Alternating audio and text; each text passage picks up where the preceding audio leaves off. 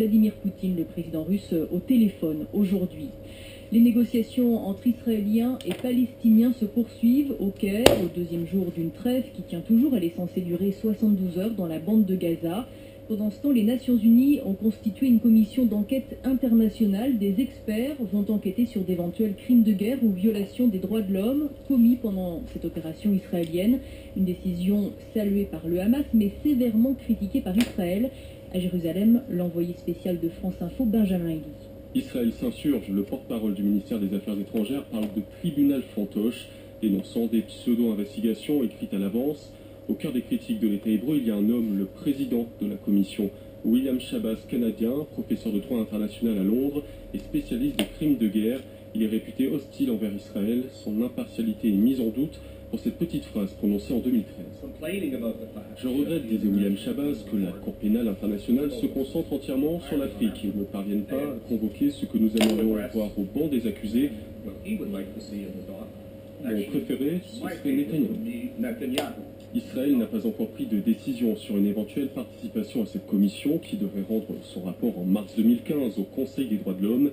Et rappelons que l'État hébreu avait boycotté une précédente commission, celle menée suite à l'opération Plomb durci durant l'hiver 2008-2009. Ces conclusions étaient sans appel. Israël, mais aussi des groupes armés palestiniens, se retrouvaient accusés de crimes de guerre et dans certaines circonstances de crimes contre l'humanité. Sauf qu'en 2011, le juge Goldstone, qui avait dirigé l'enquête à l'époque, avait fini par se rétracter dans une tribune polémique au Washington Post, considérant qu'il ne disposait pas des éléments suffisants pour affirmer qu'Israël avait ciblé délibérément des civils.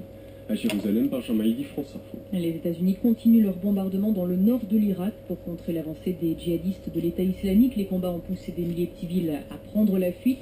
La Commission européenne a débloqué aujourd'hui une enveloppe de 5 millions d'euros pour venir en aide aux réfugiés, mais les ambassadeurs des 28 pays membres de l'Union n'ont pas réussi à se mettre d'accord sur une livraison d'armes aux combattants kurdes, comme le réclame la France. Aujourd'hui, plusieurs pays ont apporté leur soutien au nouveau Premier ministre irakien, l'Arabie Saoudite et l'Iran notamment. L'ancien chef du gouvernement, Nouri al-Maliki, lui dénonce cette nomination, mais il demande aux forces armées de rester à l'écart de la crise politique. 19h35 sur France Info. En France, le Dafalgan codéiné est en vente libre, mais en Géorgie, ce médicament est considéré comme une drogue. Il a valu à 2 Françaises d'être retenues en Géorgie. La première a été libérée jeudi dernier. La deuxième, aujourd'hui, après avoir passé 10 jours bloquée dans le pays. Atis Kenar a pu quitter la Géorgie après un procès ce matin. C'est très très impressionnant. C'est la première fois que je suis rentrée dans un tribunal. J'ai pensé à mes parents quand ils sont arrivés. À tous les immigrés, quand on arrive quelque part et qu'on ne parle pas la langue et qu'on est perdu, on parle de nous, on ne sait pas ce qu'il dit, c'était ce sentiment-là que j'avais. On parlait de moi, mais même si l'interprète essayait de nous traduire ce qui se passait pendant le procès, mais en dehors du procès, je ne comprenais rien du tout. Et du coup, le juge m'a condamné à une amende de 5 000 larrets que j'avais payé d'ailleurs au commissariat avant que le juge ne prononce la peine. C'est bizarre par contre, c'était géorgien. Et ensuite, après les formalités administratives, j'ai attendu 1 heure ou 2. On est arrivé à la frontière turque et j'ai pu rejoindre enfin mes enfants. Je suis contente, mais voilà, j'ai encore trop de stress pour moi, donc je crois que je ne réalise pas que c'est fini. Je crois qu'il va falloir plusieurs jours avant de me rendre compte que c'est vraiment fini. Un témoignage recueilli par Rudy Guillemin de France Bleu Maine. Quand vous voyagez en Géorgie, vérifiez avant votre départ quels médicaments sont autorisés et prenez les originaux de vos ordonnances. C'est le conseil qu'on peut lire sur le site internet du ministère français des Affaires étrangères. Elle est saine et sauve. Elle s'est réfugiée cet après-midi chez un restaurateur à Nice. Julia, l'adolescente de 14 ans, portée disparue depuis vendredi dans les Alpes-Maritimes, a été retrouvée. On n'en sait pas plus pour le moment sur les circonstances de sa disparition. Trop tôt pour parler de fugue ou de séquestration ou d'une autre possibilité. D'après le directeur de la sécurité du département, une enquête est ouverte. En Corse, une touriste blessée par une balle perdue. Cette jeune Belge était tranquillement allongée sur la place de l'Arinella à Bastia quand elle a été blessée au bras. Elle a été opérée, là aussi, une enquête est ouverte. La peine est plus lourde qu'en première instance. Le député maire de Cholet a été condamné aujourd'hui en appel à 3 000 € d'amende, une peine ferme, pas de sursis, contrairement au premier jugement. Gilles Bourdoulet a été poursuivi pour apologie de crimes contre l'humanité après ses propos sur les gens du voyage l'été dernier. Il avait dit qu'Hitler n'en avait peut-être pas tué assez. Fin de citation. L'élu a décidé de se pourvoir en cassation. Des mesures de soutien aux producteurs de pêche et de nectarines pour diminuer les stocks et maintenir les cours face à l'embargo russe sur les importations agroalimentaires. La Commission européenne cherche plus généralement des moyens pour aider les producteurs de fruits et de légumes. Roger Waite est le porte-parole de la direction de l'agriculture à la Commission européenne.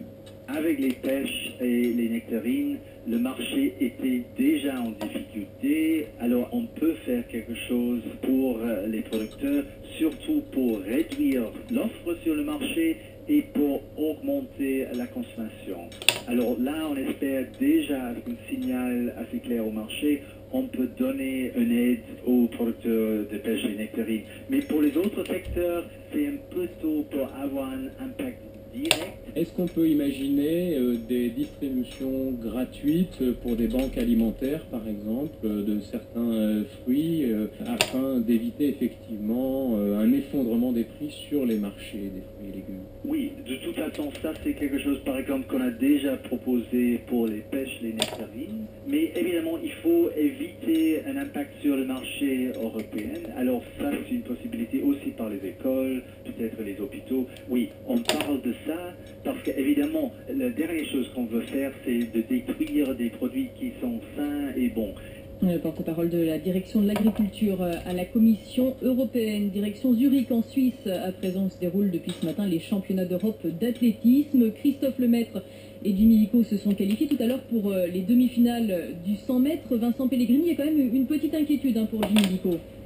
Oui, Jimmy Lico qui a remporté sa série en 10 secondes 600e, le meilleur temps de ces séries, mais il a semblé gêné en fin de course et il semblerait qu'il se soit peut-être reblessé à la cuisse. Il a été arrêté pendant 6 semaines, Jimmy Lico. Il n'a pas voulu s'arrêter pour répondre aux questions des journalistes. On attend donc des nouvelles de Jimmy Lico, mais il y a une certaine inquiétude autour du meilleur performeur européen de l'année, qualifié en revanche sans problème, vous l'avez dit, pour Christophe Lemaître, qui lui ne souffre pas d'une quelconque blessure. À noter que dans le décathlon, Kevin Mayer, après le saut en hauteur, a rétrogradé d'une place.